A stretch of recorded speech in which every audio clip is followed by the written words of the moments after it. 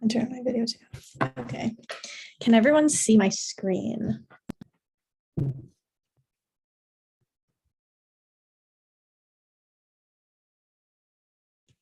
Oh, the chat. I actually can't see the chat. Why don't I log into that? Oh, no, I can see it. Okay. Very good. Okay. Hi, everyone. My name's Sarah Ribey. I'm here with Dr. Joanne Spencer, and we're going to do a clinical case study. First, I'm just going to talk a little bit about Hervolution and myself, and then we'll do like some introductions, and then we'll actually get started with the case study. Okay. So first, I'm going to talk a little bit about Hervolution and the GoSTEM program. So Hervolution is a nonprofit organization focusing on aspiring girls and young women who are facing multiple barriers to embrace STEM careers. It's based out of Toronto, and the mission for Hervolution is to try and support young women to go into future college and university degrees in STEM and go into the STEM industry. The vision for the GoSTEM summer program is to give young women ages 13 to 17 the tools they need to help empower themselves through study and career exploration in the field of STEM, which is science, technology, engineering, and math.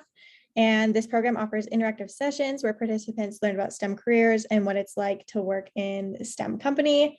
And it is our aim that the girls participating in this program walk away with valuable new STEM skills and new insight into their future in STEM. I'm just going to talk a little bit about myself. My name's Sarah. I'm a second-year student at the University of Guelph, and I'm studying applied human nutrition with an emphasis in dietetics. So this program can lead me into becoming a dietitian if I choose to do another year after my undergrad. I'm also on the women's varsity rowing team at the University of Guelph. I don't plan to be a dietitian. I want to go to medical school after I'm done my undergraduate degree, and I hope to become a doctor in Northern Ontario, which is where I live now.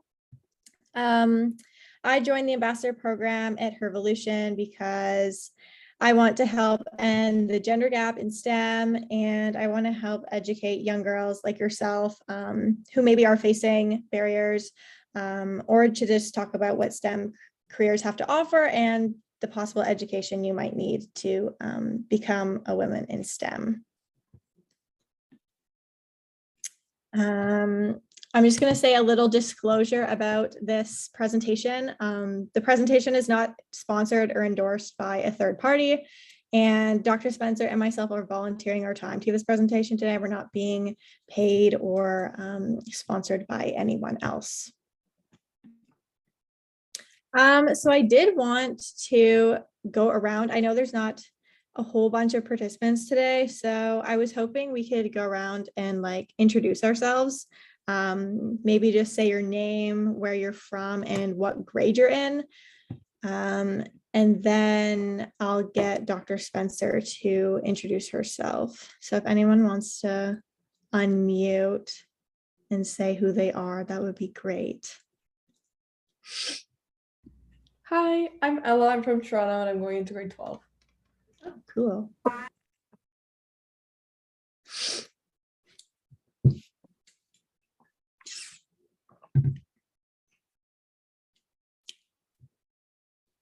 Anyone else want to introduce themselves? Hi, everyone. Yeah, I can introduce myself. So my name's Michelle. I'm here from Milton, and I'm going to go to grade 8. Oh, nice. Hi, Allison. Oh.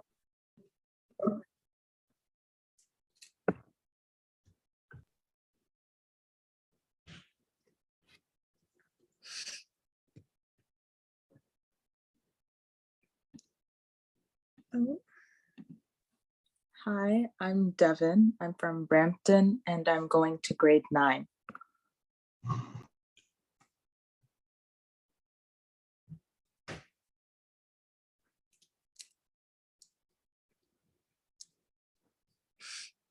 Oh.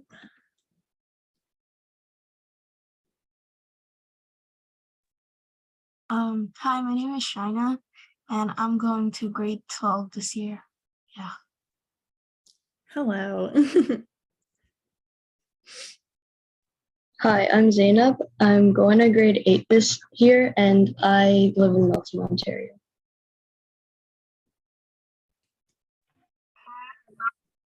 From Toronto, and I'm also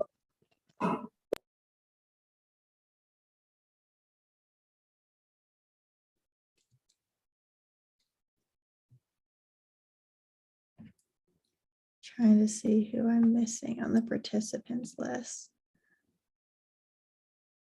Um,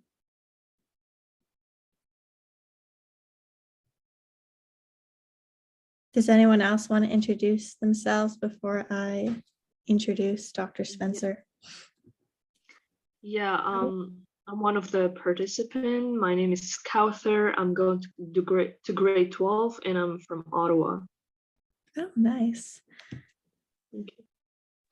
Hi, I'm Kiara. I live in Mississauga and I'm going to grade 10. Great. I'm not sure if I got everyone, but if you don't want to introduce yourself, that is totally okay. Well, it's great to meet you all. I'm going to pass my computer to Dr. Spencer and then she can introduce herself and then we'll get started with the case study.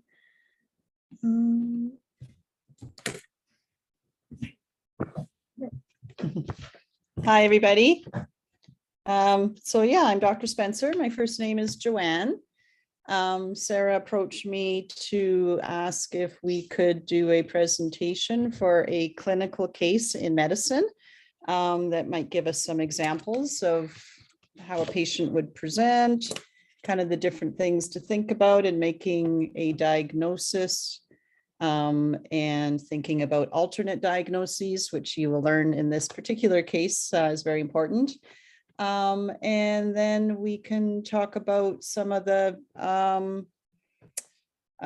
decision-making challenges. And then at the end, if I think we can leave things open for if you have any questions as well about your path through school or university, that kind of thing. So we are in an underserviced community, and I think that's part of her evolution. So Northern Ontario, I work in Atikokan, which is at the far west end side of the province. There are other small communities west of us as well that are even a bit more isolated than Atikokan, but we're 2 hours outside of Thunder Bay. So that's our major hospital that has the CT scan and some other services that we'll talk about in the clinical case. So we can perhaps, Sarah, are you going to operate the slideshow? Yeah. Okay. Also, I forgot to mention at the end, there's going to be like a Kahoot game on a separate clinical case study, not this one, but I'll explain that at the end. Okay, so we'll get started with the case study. Do you want to say this or do you want me to? You can. Okay, so we got the resource from CMAJ. They gave us permission to use their article that they had written. So the title of it is Misdiagnosis Related to Premature Diagnostic Closure During the COVID-19 Pandemic. And then I just put down the authors and said that the case study is presented with permission from the CMAJ. Okay. Okay, so this is a case. The history is that a 40-year-old woman is admitted to the hospital in April of 2020. And she was admitted to the internal medicine service. So what that means to me is that she was seen in the emergency department and had an initial workup, determined that she was sick enough to require admission. And so she was admitted to an internal medicine ward. I don't know what our participants know in general about hospitals, but oftentimes they have different wards. There can be orthopedic surgery, general surgery, the labor and delivery, pediatrics for the kids. and internal medicine, oncology, so cancer care might have a very specific ward. And that would be in a general hospital such as they have in Thunder Bay. For those of you in Ottawa and Toronto, that area, I'm sure there's more specialized wards as well. So she was admitted, and her presentation that she had come to hospital with was 10 days of being at home feeling pretty sick. She had a cough, exertional dyspnea. I will explain that Sarah putting together these slides, because we had permission to use this specific article. We used it in pretty much its entirety. So there's technical words and quotes directly from the article that I'll explain as we go. So exertional dyspnea means that when she was up moving around, she felt short of breath, but did not feel short of breath when she was at rest. You can imagine she probably did a lot of resting. She was fatigued, so that means just tired out. Chills, can't feel warm enough, bundling up in blankets. And she had a thermometer at home and did document at home that she had a fever. Medical history was non-contributory. Sarah and I aren't quite sure what that means. We will get to that when we're talking about some of the things that this article goes through. So they didn't outline any specific pertinent negatives in her medical history or potential risk factors at the beginning of the article. She worked as a personal support worker in long-term care, and none of the long-term care facilities that she worked in had an outbreak of COVID. So you'll remember April 2020 was 1 month after the pandemic was declared in the middle of March of that year. And interestingly, I'm just kind of reading this particular sentence for the first time. She worked in long-term care facilities, so more than one. You may remember in months that followed when there was tragically residents that passed away, personal support workers were only allowed to work in one facility. So that was a change at that point temporarily. And then she was not aware of any sick contacts or potential exposures to COVID-19. Okay, so when she came to the emergency department, she had a fever, and she was appearing short of breath. So the objective evidence, so that means when we are examining a patient or we are ordering lab work. So objectively, what do we see in our investigations or examining the patient? The team thought that she appeared short of breath. Subjectively, which is how she described her symptoms, how did she feel? She wasn't feeling short of breath, except when she was moving around, as we talked about. So those are important distinctions as well.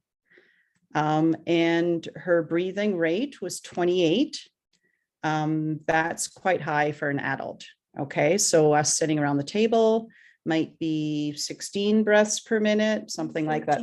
And Sarah just, she has this magic Garmin watch on her wrist, and her respiratory rate is 13? 14. 14. Okay, so 28 is pretty high. And her level of oxygen is 89%. We can't measure that on the Garmin watch. I actually can, but Oh, I can don't you? have it turned on. Okay.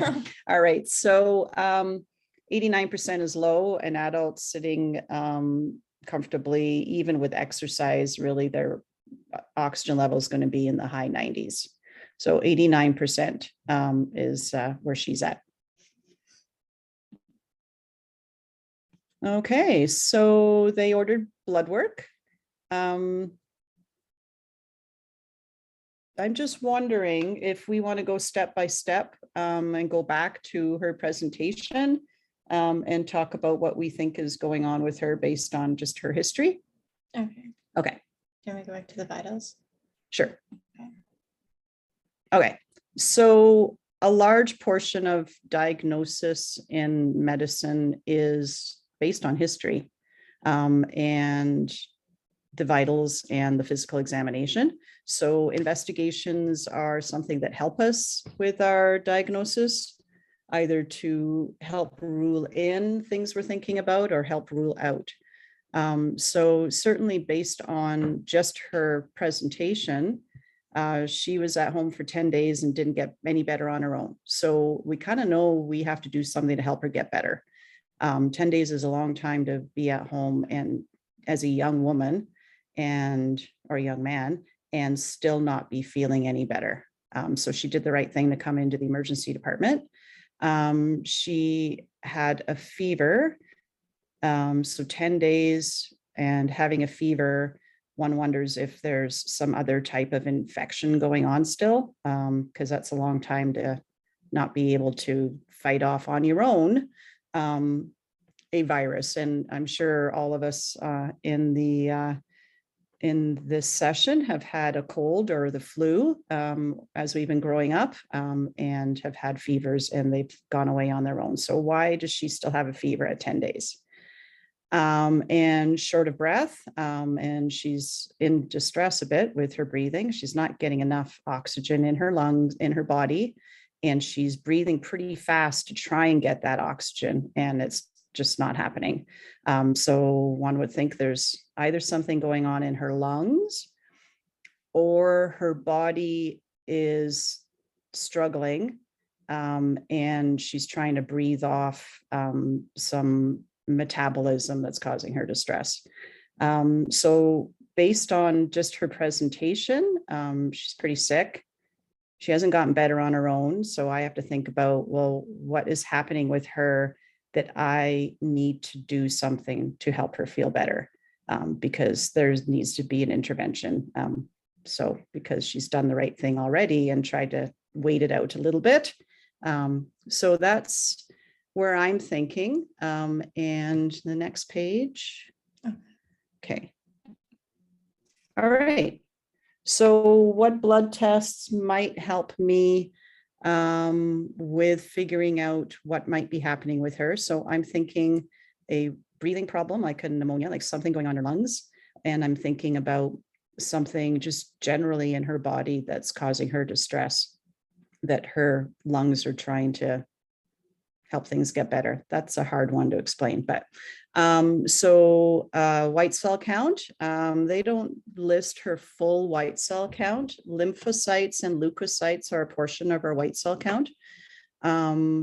So her total white count could be a fair bit higher than the 4.5 plus the 0.6. But regardless, they're not likely to be high. So a normal person that comes into the emergency department that ends up getting diagnosed with a pneumonia, their white cell count is oftentimes high, like 16, 18, 20, that kind of thing. So her white cell count is low. That's interesting. Why is it low? What else is happening with her body that her white count is low? Albumin is protein, and it can be low in somebody who has a chronic illness of some sort. So chronic means they've been sick with something for a while. CRP, that's C-reactive protein. It's a sign that the body is inflamed with something. So for example, somebody with rheumatoid arthritis could have that high. Somebody who's recovering from major surgery could have that high. Somebody who has an infection in their body could have that high. And we are 2 years into COVID, 2.5 years into COVID now. And C-reactive protein is one lab test that does give us a sign that a patient may need hospital admission with their illness. So hers being high at 23, she's already admitted anyway, we know that. Lactate dehydrogenase is a liver enzyme that can be elevated with liver inflammation. Again, that could be a sign that her body is just generally sick with something, and that's elevated. And then she had a COVID test that was negative at that point. Do you want to stop for questions? Yeah, I was just gonna say, okay. if you do have a question, if you know how to raise your hand, I believe you can do that in Zoom. Oops. Oh, you can normally, but it does. I don't Oh, see it someone there. raised their hand. Yeah, or you can just unmute and say, hey, I have a question, but someone did raise their hand and I saw it, so. Yes, so just making sure, so the range means the normal values for a normal human being, but, right? Yeah, okay. Just Yeah. making sure. Yeah, so the value is what she was tested for, Yeah. like what she had, and then the range is like what a normal value should be. Yeah, that's a good question. I should have mentioned that. If there's any more questions, you can raise your hand or just unmute. Yeah, I'm just like, because I came a little bit late, so what is the purpose of today's session? Just making sure, like, what is the main topic? We're going over a case study with a family Oh. physician, and she's like going through. Did you miss the background at the start as well? Yeah, I came like 5 minutes late, but I get Okay. it now. Okay. Thanks. Okay.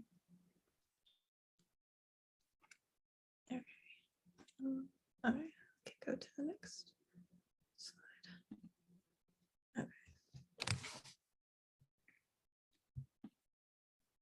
Are we ready? Someone else has Oh, a question. okay. Cathar. I'm so sorry if I messed that up. Sorry, forgot to lower my hand. Oh, okay. Okay, great. Okay. Okay, so the article mentions that, yes, she had a negative PCR test, but COVID-19 remained the leading diagnosis. So when we develop sort of possible diagnoses in healthcare, there'll be one diagnosis that's in the forefront of what we think is happening. And we can use different investigations, such as the blood work we were talking about, or an X-ray, ultrasound, blood cultures to see if there's bacteria in the blood, different things to help us determine if our most likely diagnosis is indeed still our most likely, or if one of the other diagnoses is becoming more to the forefront. So that's what we call the differential diagnosis. What is our most likely thought and what are the possible alternatives? And the article did talk about that different infections such as a bacteria, a different viral pneumonia, so not COVID, but something else, or a fungus were in their thought processes at that point. So they didn't ignore those things. They just had them more in the background than the COVID. And then interstitial lung disease was felt to be less likely. So that would be like the lungs for some reason are inflamed, but she had a fever, she was unwell feeling. So those were less likely. An example of that could be sarcoidosis can give you lungs that are inflamed, but it's not an infection that's causing that. Okay, so here's another one of our investigations that we'd be doing to help us figure out what is the most likely diagnosis. So her chest X-ray, in any X-ray, the bones are white, and things that have less density calcium in them are black. So things that are moderately dense will be less black, but less white. So you can see the heart right in the middle. Do we want to go over just generally looking at an X-ray? Probably, yeah. Probably, okay, Yes, because please. that's a good one. All right, so this is only one view, maybe because it's just only the one view in the article, or maybe she is quite sick, so they could only do the one view.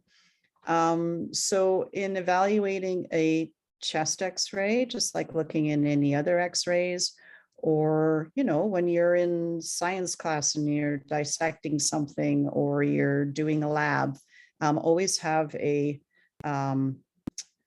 sort of a process that you do the same for every time so that it's always the same. And then, you know, you did a good job at looking at the X-ray or looking at your snake or whatever it is that you're doing in science class, right? Yes. Yeah. So first of all, identify, is it the right patient? That's important. So what's the name on the x-ray? What's the date of birth?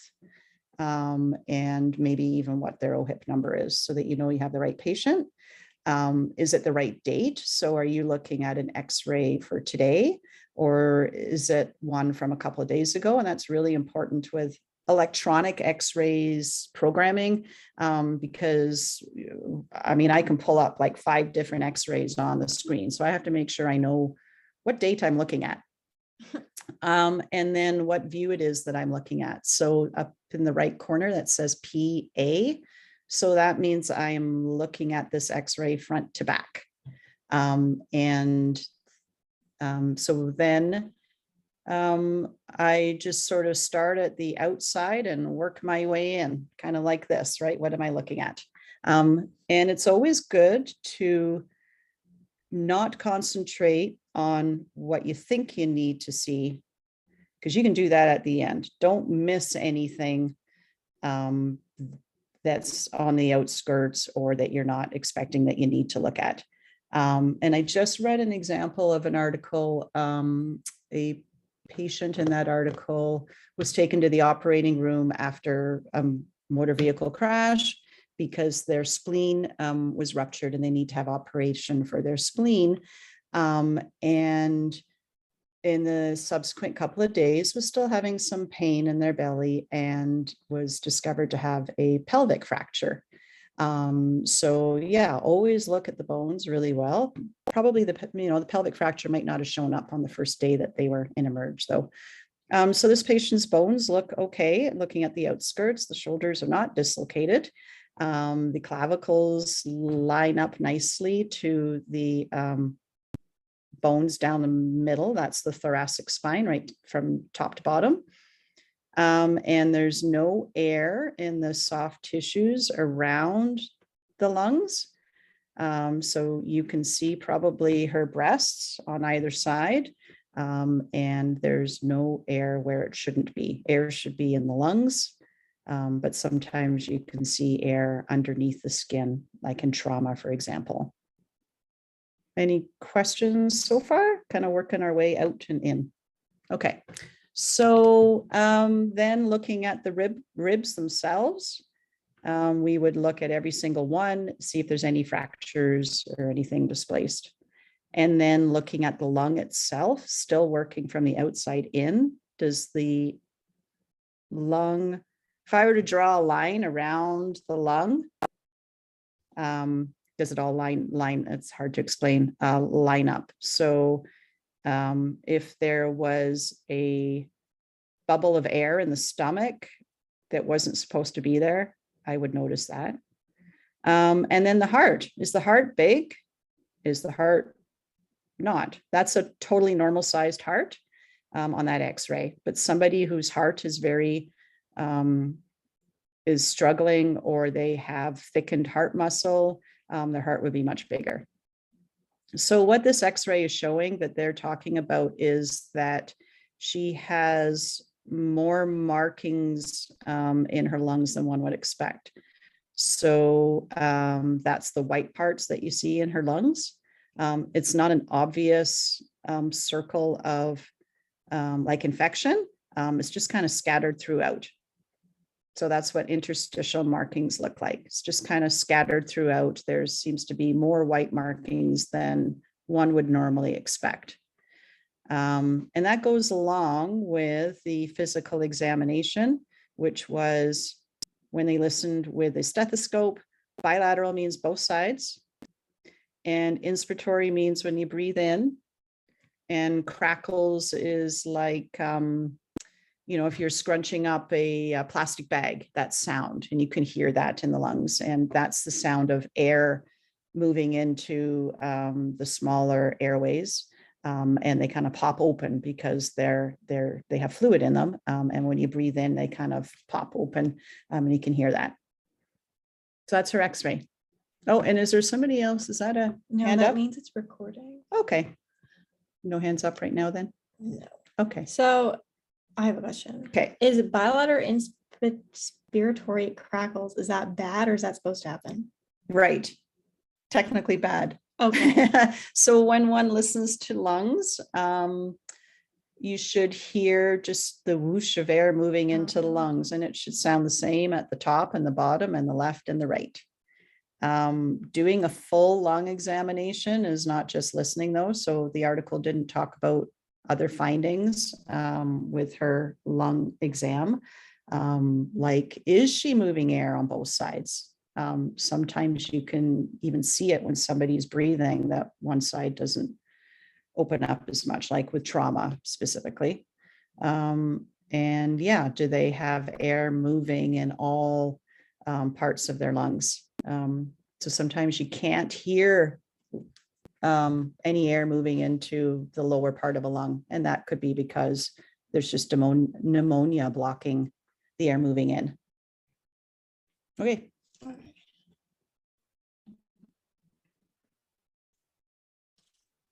Wow, they jumped to a CT scan pretty quick. Did they do it that quickly, or was it a few days I later? think they. Oh, day 3. Yeah. Okay, so maybe we will talk about how they treated her based on the blood work and the chest X-ray. And then we can talk about CT scans. So when she was admitted, like I said, she was in some distress with her breathing. It had been 10 days and she still had a fever and she's still pretty sick. So there's something that she needed to be treated with.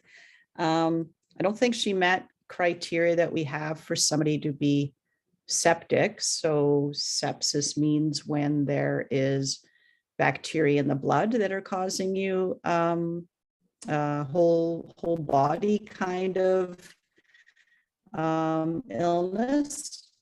One might say her what's going on with her liver, right? So maybe she was septic. Is that a chat? Okay. She was treated with antibiotics, a specific antibiotic that can cover all sorts of different bacteria. So they were obviously thinking not only COVID, but a bacterial infection. So they started treating her with antibiotics.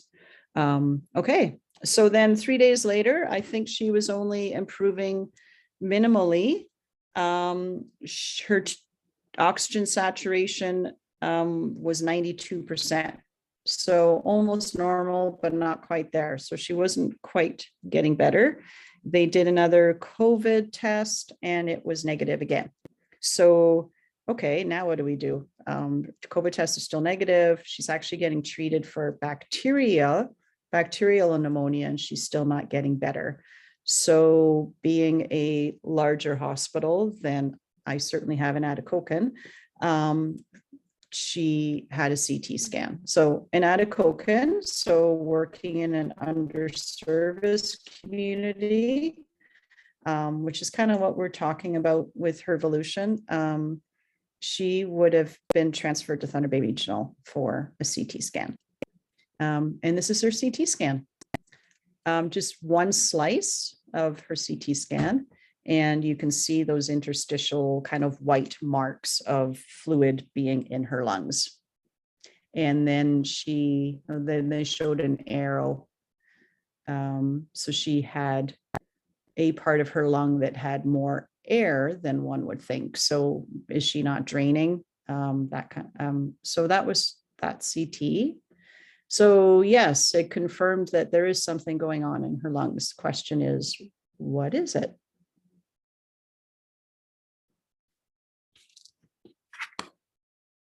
I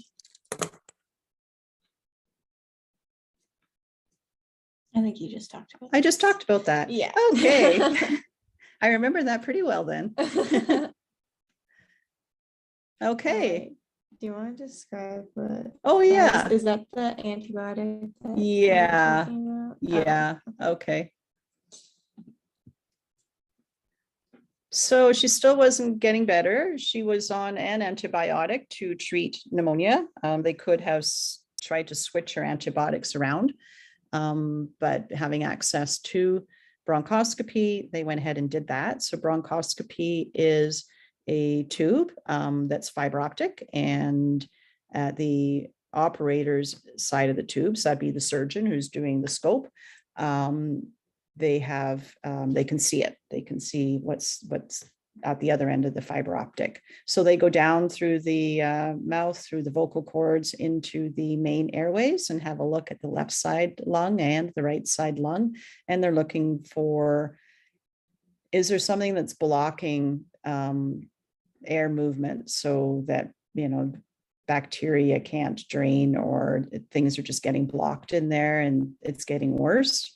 So that could be a tumor, and or is there actually pus down in there, an infection, or maybe they didn't see much, but even so, not seeing much, they can still do a biopsy or washings to look for an infection. So washings is they can distill saline, which is salt water, sterile, down through the fiber optic scope, and it basically kind of can absorb if there's some bacteria there, and then they can suck it all back out and send that for culturing to see if something grows.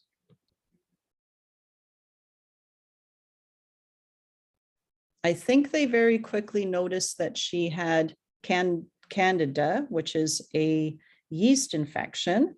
So that was treated. And that's the typical anti yeast that's used, nystatin, swish and swallow. That in and of itself is a bit of a red flag. Why does a healthy 40-year-old have a candidal infection? That's not common. So we can see oral or throat or lung candidal infections with people who are compromised their immune system in some other way. So I don't want to give the diagnosis away, but yeah, that in and of itself is a bit of a red flag. Oh, we're getting to there pretty quick anyway. Okay. So patients who were treated with chemotherapy can have candida because their immune system is affected by the chemo. She doesn't have cancer that we know of, and she certainly hasn't been treated for cancer. Okay, so a couple of days later, because the lab has to culture, that means try and grow whatever organisms might have been obtained during the bronchial washings. So it takes a couple of days to get that back. But lo and behold, it came back with pneumocystis. Which is pneumonia. Yeah. Okay. Oh, we have somebody in the, okay. Do we want to take a break and see if there's any questions about the bronchoscopy, or?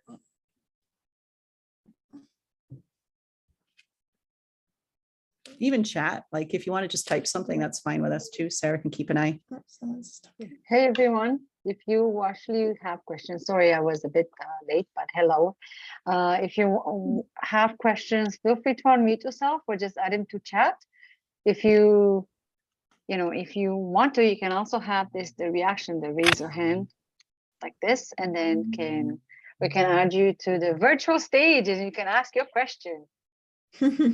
And not all at once, you guys, like take your time. But do please feel free to add him to chat if you don't feel comfortable unmuting yourself. And even throughout the session, when we have speakers and they say stuff, just feel free to add your questions as you have the questions, so you're not going to forget them later. And we can keep the chat open because I can still see this. You can. Okay. Yeah. And then if you want to, we can continue with this. And as you guys have the questions, we can just feel free to add them to chat, and then maybe we can set up some time for just to answer questions maybe. Oh, there we go. Sounds good. Okay. So we can continue. This is really interesting.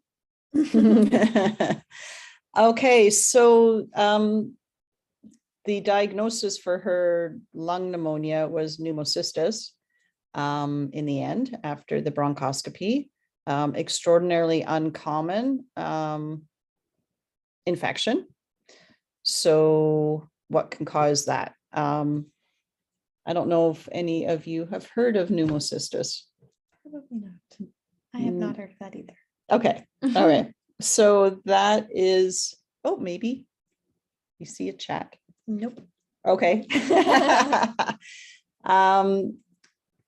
It can be a pneumonia that is associated with the human immune deficiency virus. So someone can be infected with HIV and not have symptoms, and then they can develop an illness, and the illness associated with HIV, whatever that illness might be, is AIDS. So the immune deficiency causes the inability to fight off infections, and therefore AIDS. So here we are, second evaluation.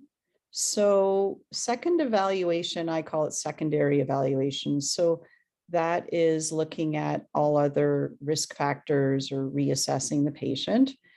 I will sort of backpedal a little bit in terms of in medicine or in engineering, or if you're doing a math problem or you're doing a physics problem at school, every time that you do something new, go back up to the top and start all over again and see if what you've done has changed anything else for the better or for the worse. So for example, Our Lady with her breathing and her oxygen levels being low, if they had given her oxygen to see if her oxygen levels became better, go back to the top and start looking to see, okay, did that make her generally better, or is there something that got any worse? So we talked about what her respiratory rate was, what her heart, I think we had her heart rate, what her temperature was. So every time you do an intervention, go back and look at everything, all the vitals, how the patient's generally looking, because if you did an intervention and it made something else worse, now you want to do something else as well. So that's really important. So she was treated with an antibiotic, presumably given some oxygen. And the article's short, so it didn't specifically outline how did she respond to those. So second evaluations, yeah, what did she look like later that night? What did she look like the next day?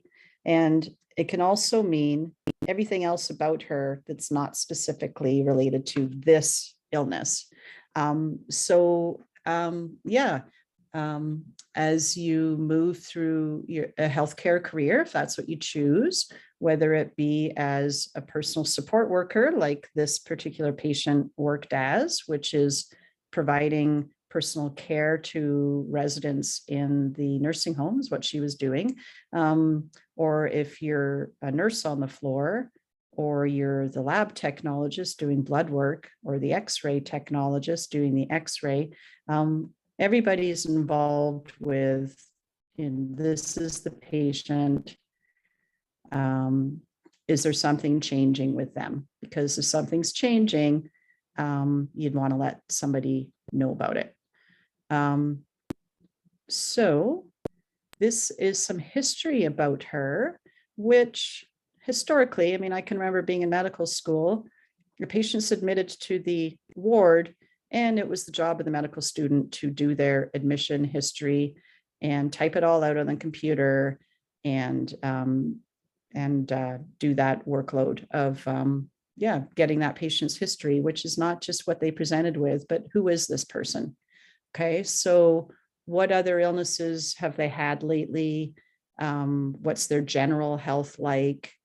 How do they take care of themselves, right? Are they an active person or not?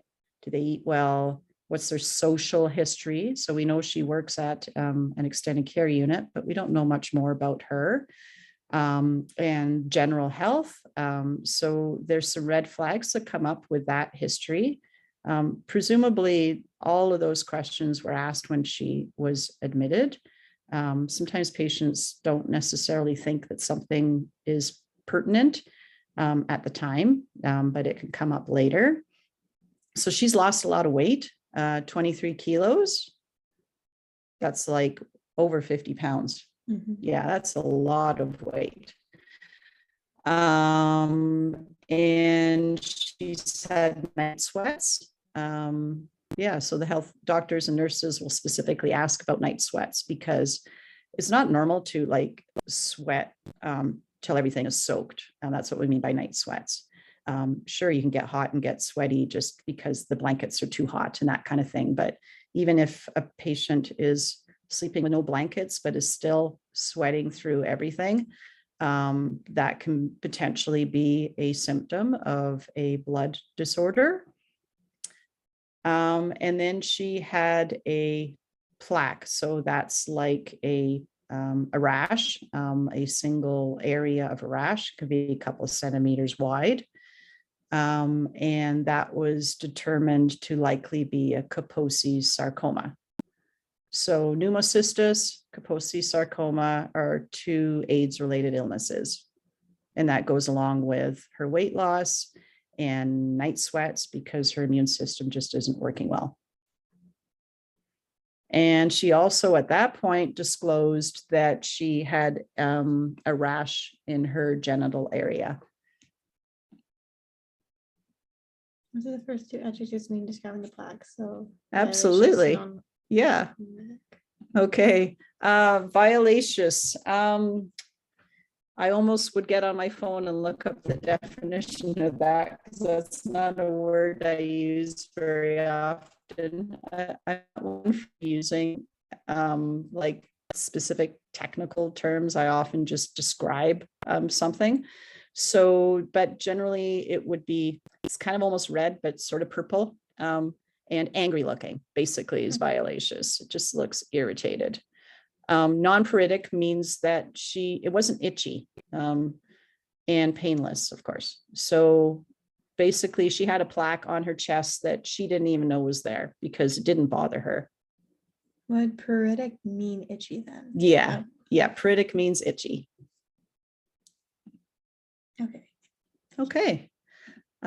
So yeah, herpes is a fairly common infection, but why is it flaring up right now? In the face of her being sick for 10 days. So the stress of the illness, and it's also an infection that can be associated with HIV. Yeah. And then, so at that point, somebody in the care team did a sexual history with her. And so she's been in a sexual relationship for about 5 years, but prior to that, may have had multiple partners whom she didn't know, had never had an HIV test, may have had anal intercourse. So those would be some high-risk sexual behaviors.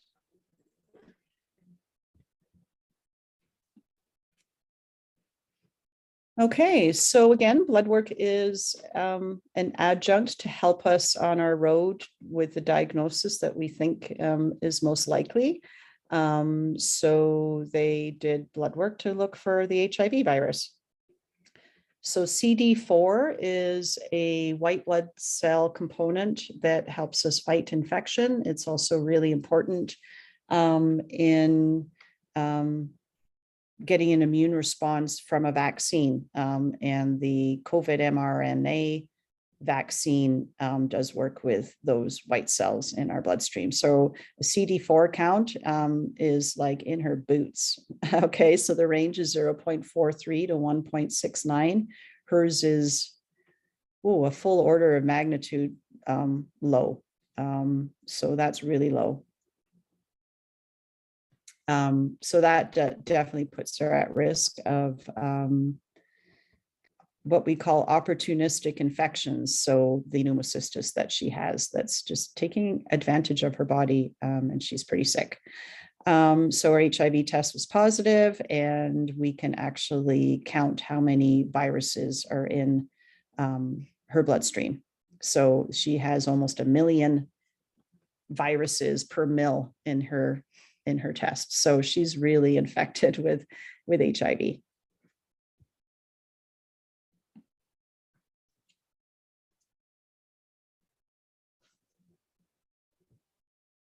Okay, so if we go back to the original admission, the article talked about most likely diagnosis was COVID and just being sick with COVID, but they had other viral, bacterial, and fungal pneumonias. So in the end, she was diagnosed with a fungal pneumonia, the pneumocystis. And we, on history at some point, determined that she's allergic to 2 different antibiotics that are used to treat that particular pneumonia. Sulfa drugs, that's the sulfonamides. So hypersensitivity means an allergic reaction of some sort. And lots of patients have a history of some type of allergic reaction. And it might be a report from when they were a child and they had an antibiotic and had a rash. That's pretty common to hear about, to penicillin. Is that a true allergy or not? You can debate that when you're in medical school. So yeah, but this was a different antibiotic, not penicillin, it was sulfa. And somehow she already knows that she's allergic to clindamycin. So with that, if that was a history in the emergency department, I think I would be kind of like, oh, she's allergic to Septra. Okay, well, we use that a lot with bladder infections. So probably fairly common history to hear about that. But clindamycin is not a normal antibiotic that's used commonly. So I think I would be asking, oh, how do you know you're allergic to clindamycin? When did you take it? What did you take it for? What was your reaction? Yeah, so interesting that she had an allergy to an uncommon drug that's used. So they had to use a particular drug to treat her pneumocystis pneumonia. And to be honest, I have never heard of this particular one, and nor do I know how to pronounce it. Atavaquone. Apparently that's the 3rd-line drug that's used for pneumocystis. They're all oral drugs. So this particular fungus can be treated pretty easily with these particular drugs. And 2 weeks later, lo and behold, she's well enough to attend to her outpatient appointment. So if she had a scheduled appointment with the infectious disease service, that tells me that she was at home. She was able to drive, get on the public transit, however, from her home to her follow-up appointment. Oh, do we want to talk about what antiretroviral is? Yeah. Yeah. Okay. So yeah, I mean, we have time. We might as well go through some of these definitions and things. So antiretroviral is different medications that we use to treat HIV. So they halt the replication of the virus in the body. So the virus wants to reproduce and replicate. And that's why she has almost 1 million virus particles in her bloodstream sample that they took. So if we can slow down how quickly those viruses reproduce, eventually that number will start going down. So some people can have a HIV viral load that in fact can't even be detected. That's how good these antiretrovirals are once they've been treated. I actually have a question. So if she was found to have HIV, would someone, like a nurse or someone, have to ask her everyone that she's ever been with and find out who else has HIV? Right. Including So her current partner? Yes. So Sarah's asking about contact tracing. Mm. Yes. So Public Health Ontario has a list of different diseases that are reportable to public health. And then Public Health Unit does assist with what we call contact tracing. So if it's a sexually transmitted infection, who has been partners with the person who was diagnosed with the disease. Typically, the nurse or the doctor, the team, the healthcare team would go over that history and who are your partners. Public health is much more formal in terms of they are the responsible organization for contacting those partners, albeit oftentimes patients contact themselves. And one of the advantages of working in an underserviced small community is that I can do contact tracing, right? So if I see a patient who has chlamydia, which is a sexually transmitted infection, I can ask that patient, you know, who are your contacts? I can ask that patient to inform their contact, and I can even see that contact myself, right, to start them on antibiotics. So I can do that full circle of, and then if I don't hear anything from my potential contacts, I can get back in touch with the patient in the first place, the original patient, because they're also our family practice patients in our small town, and we generally are able to reach them. And patients understand the importance of protecting others in general, and will provide contact names. Yeah, so HIV is definitely also a reportable disease, and yes, public health would be involved with the healthcare team for contact tracing and trying to let other people know that they may be at risk.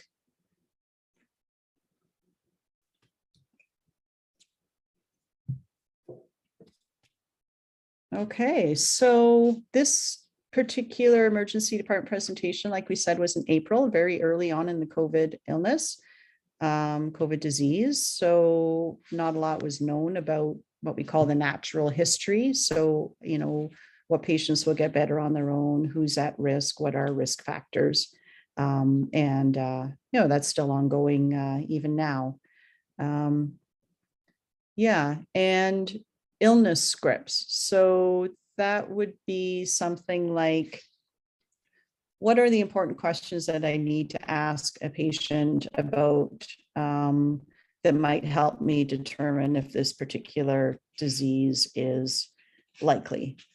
So an illness script for something like, if I had a patient who came in with joint pain in their hands, and what would my questions be that I would ask that patient? So is it both hands? Is it the big joints in the hands, which would be the knuckles? Is it symmetric, which means it's the same joints on the left side and the right side? Are the joints swollen to look at? Are they red, hot? And is the hand stiff in the morning when the patient wakes up? So that's the illness script for rheumatoid arthritis. But for COVID, there really wasn't an illness script at that point, you know, in terms of what particular questions do we need to ask. And then, so the authors felt that there's a diagnostic error that led them to a delay in their diagnosis. And we can talk about diagnostic errors. Okay, all right. So error is kind of a harsh word. One could say diagnostic delay, right? So what delays us in either making or communicating a diagnosis, because it doesn't do any good to make a diagnosis if we don't inform people about it. And that's really important with COVID, because if we suspect that somebody has COVID, and we've seen on the news, right? All of the care providers are wearing gowns, they're masked in N95s, they have face shields on, and they know to be very careful when they depart a room to make sure that they take off all of that personal protective equipment. So it is important to relay a diagnosis or a potential diagnosis as well as make it. So yeah, does the slideshow talk about the different diagnostic delays? And No? Okay. So one could say, it was on the other page. oh, I just went flying by it. Okay. Oh yeah. Okay. Oh yes. Okay. So there's different things in medicine making diagnoses that can delay or even take us down completely the wrong path.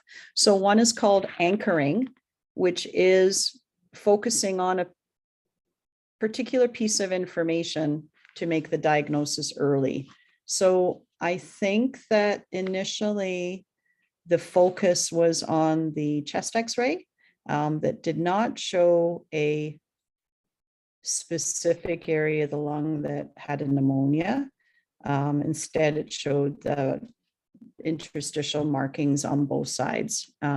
So they were anchoring on that non-specific x-ray as a potential sign of COVID, because COVID can do that, rather than thinking of what other diseases can cause that. So that's the anchoring. And then the other one was premature closure, which is kind of similar. It's like, oh, okay, well, I have my diagnosis, my differentials aren't as important anymore.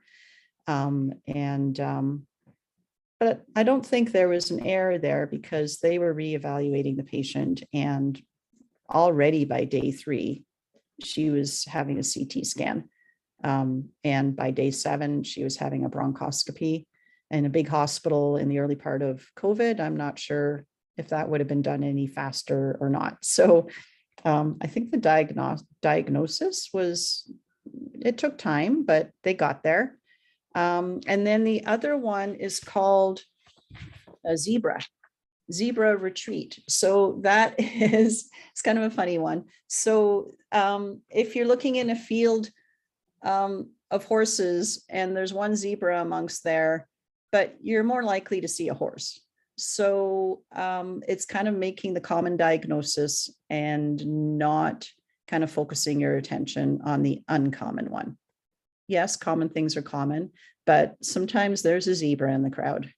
And sometimes a zebra can be a really serious illness. So when we make our differential diagnoses, don't forget about the really bad one. What is the worst case scenario is what, so I pulled out an article from, and that talked about that. So make sure you get lots of information. So the medical student doing the full history, social history, review of systems, right? So that 23 kilogram weight loss is part of a full history. So gather all the information, develop different diagnoses that you think might be possible, and keep those in your mind. And then don't forget about the worst case scenario. Yeah, so with her, pneumocystis can be a fatal pneumonia, but the treatment's really simple, like oral antibiotics. She went home after a couple of days to take her antibiotics at home. Yeah, so that would be their thoughts with diagnostic error. I would say more diagnostic delay. And it might not just be the thinking process of the doctors that were caring for her. It could be also related to systems in healthcare. So kind of lack of what we call that illness script, right? So lack of knowledge at that point as to what questions to ask patients when they come in sick with a potential COVID. Yeah. Okay.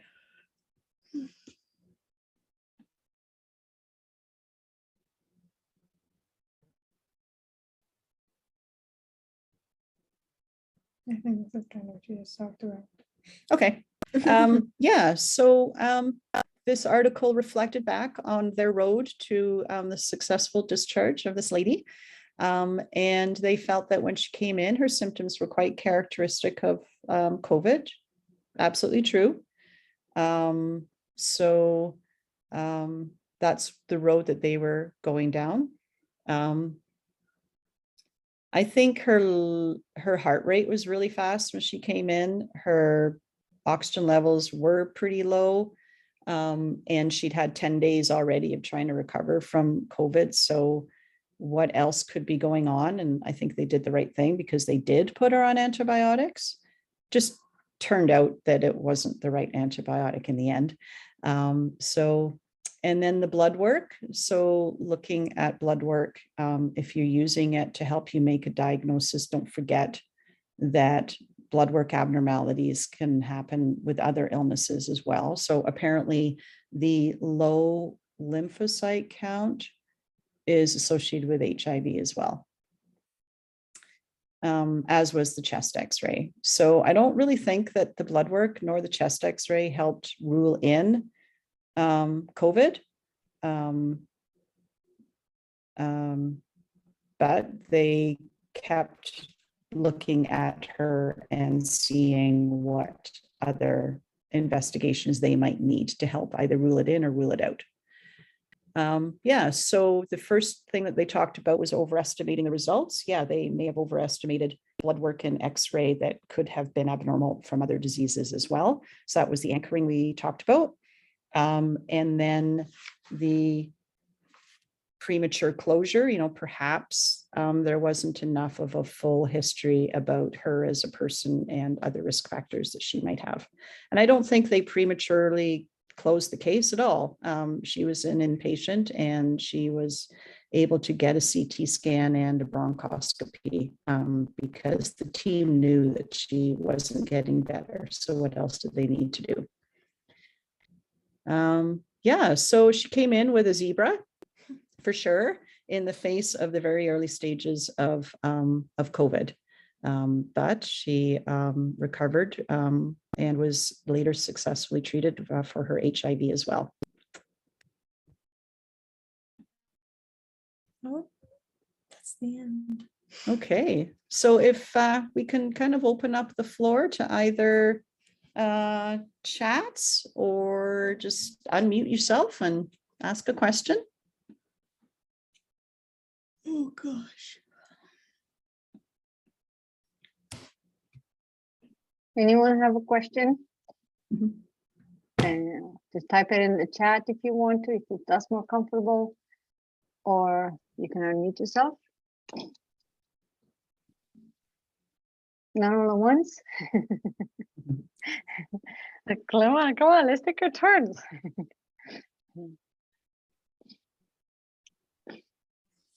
How do you guys feel about everything that you learned today? Like, what was the one interesting part from this presentation?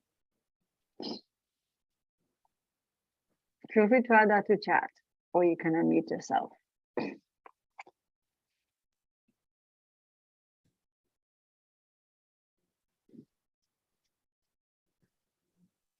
I can just say for me, what's interesting is like when you go to the doctor and based on the questions that they ask and the answers that you give, they can figure out a diagnosis without you even realizing that they can figure it out.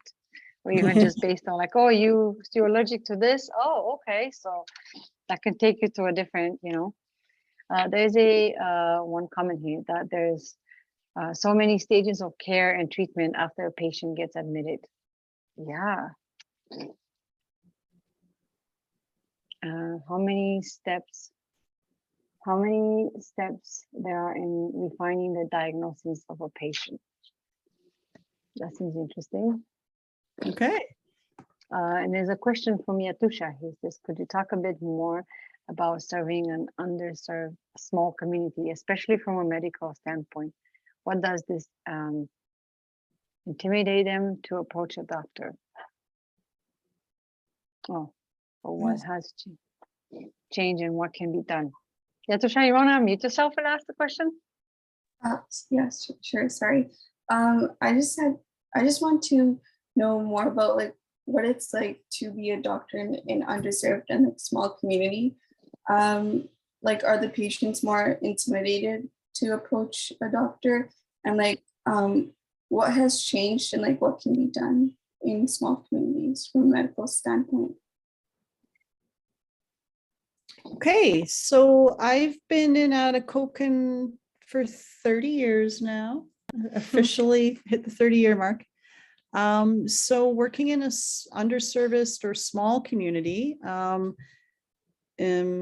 specifically as a doctor, I think a big thing is that medicine really has evolved over 30 years, much more team-based, much more, oh yes, that was another one of the potential errors in cognitive thinking, which is authority bias. So we're not as like authority, as we used to be kind of thing. So everybody on a care provider team has a voice and an input and the ability to bring thoughts forward.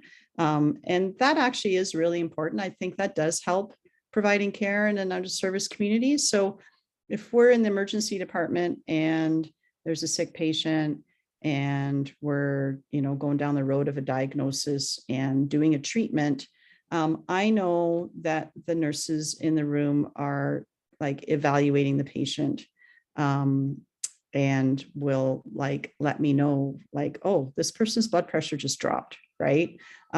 So it's just nice to know that part of the care team, and I think that happens in the cities as well, but especially in a small community where the larger center is probably at best 3 or 4 hours away by a helicopter, by the time we call them and get them to us. So everybody's involved with observing that patient and identifying problems as they arise. So that's kind of the authority bias that's not as strong as it used to be. I think it'd be like, the medical student might not have wanted to tell the resident that, this patient still has a fever, like something's going on, right? Now the medical student really has a voice. And what does intimidate a patient to approach a doctor? Does it intimidate? Oh, being in a small town. Right. Okay. So just still talking about serving in an underserviced or a small community. We work with what we have available. I don't have a lab 24 hours a day that's in-house. That means they're on call, the same as me. So they have to get called in to do that white cell count or to do that chest x-ray. So there really is a thinking process as to what information am I going to get from that chest x-ray? Is it going to change my diagnosis? Or is it going to rule out something or rule in? And I might not order a chest x-ray at 2:00 in the morning. I might wait till the next day or Monday even. So does things intimidate patients to approach a doctor? I don't think so. I think the patients still come to the emergency department. I don't think patients are afraid to come or think, oh, I'll wait one more day because I know the emergency department is busy. Yeah, I don't think that happens. And the other angle of that question, do you feel that because it's such a small town, like you go to a small town and everybody knows everybody, and people feel like, oh, if they're going to find out that I have this, now they're going to tell everybody, everybody's going to know, so like that. I'm assuming that privacy is still a thing, right? Oh, for sure. So yeah, patient privacy.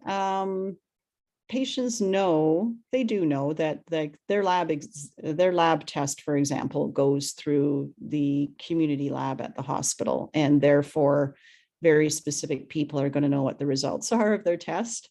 And that has been expressed by patients as a concern.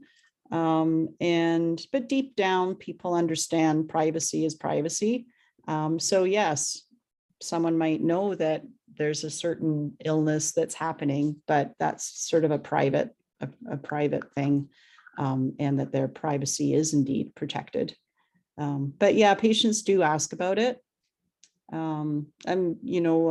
Years ago when it was quite common to do an HIV test anonymously, and that even happened in cities, right? Public health units had anonymous HIV testing centers. And nowadays, patients still have that opportunity, right? But more often than not, they're okay with having their name and their identifying information on a lab requisition.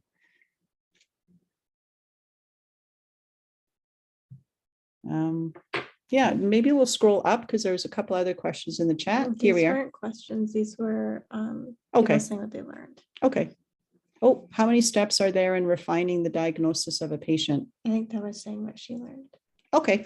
Yes, that sounds good. They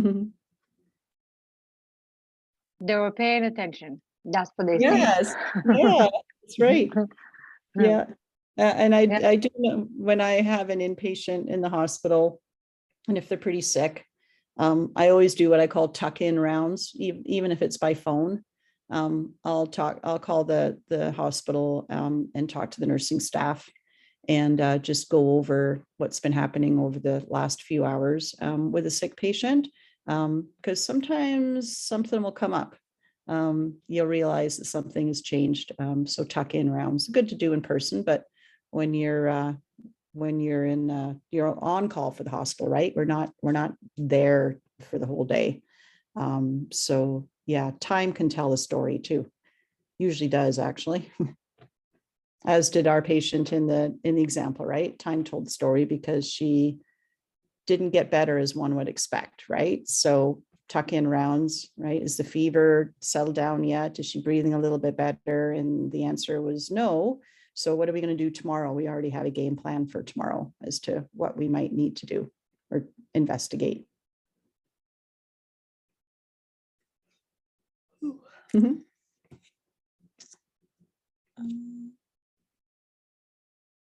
Okay. I'm not like stuck on sharing my screen. Okay. I think I have to go over for the Kahoot. I have to go over the background first anyway. So Tom, I think we should take a quick break first or do this first and then take a break. We're going to take a break at some point just to go to the washroom, just stand and stretch for a quick moment. What do you have after the Kahoot? Well, there's 2 Kahoots. Okay. Yeah. Do you want So to it depends how much time they take. Okay. Do you want to do one Kahoot and then take a break? I guess we could. Okay. I can't just announce Kahoot and then say. Right. Oh, yeah. Come back later.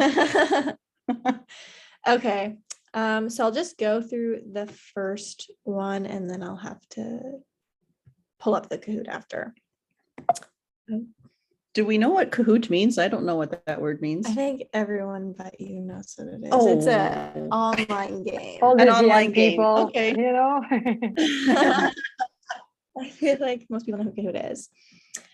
So this is going to be the only case that one of the Kahoots is about.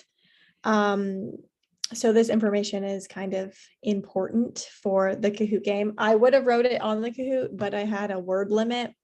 So it's going to have to be on the presentation. So the background of this patient is that she's a 30-year-old woman and she was brought into the emergency department by an ambulance following a seizure. So someone saw her fall to the ground as she was running a marathon in hot weather. So after 5 hours of running in her marathon, she had a seizure and someone saw her fall. So on arrival into the emergency department, she was confused and agitated, and her oral temperature was 36.6, which is normal, right? That probably a little low, actually. Oh, low? Okay. Yeah. In hot weather, like something's going on with her. Okay, yeah, you're right. Hot weather, right. Okay, so 36.6, and her chest is clear with oxygen saturation of 98%. That's which normal. we know is normal. Okay. And she appears to have bitten her tongue, and she has edematous ankles, which means they're swollen. Right. Right. So, okay. We don't want to go over what all that means to me and where I might Because you're going to give it away. I will tell them later. Okay. Is edematous also like filled with fluid, or is that just swollen? But why would ankles be swollen? They're filled with fluid. Fluid. Yeah, Okay. not joint fluid, probably in the tissues. Okay, so I'm gonna have to pause. Oh no, stop sharing to pull up my Kahoot and then reshare. Okay, this one. Share screen. Kahoot.